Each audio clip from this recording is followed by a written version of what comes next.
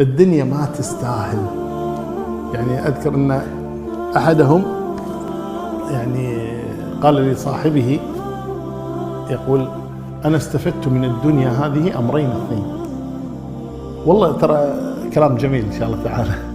يقول: استفدت من هذه الدنيا أمرين اثنين، وتجاوز 80 يعني خبرة. قلت: استفدت أمرين اثنين. قال: ما هما؟ قال: لا تغضب إلا لأمر عظيم. يعني أمر تافه لا تغضب، تبي تغضب اغضب على شنو؟ شيء شايد. يقول: لا تغضب إلا لأمر عظيم. قال: طيب الثاني؟ قال: كل أمور الدنيا تافهة. يعني شنو؟ لا تغضب، ما تستاهل، والله ما تستاهل. ولذلك النبي صلى الله عليه وسلم كما تقول عائشة ما كان يغضب النبي صلى الله عليه وسلم إلا إذا كان في دين الله بس.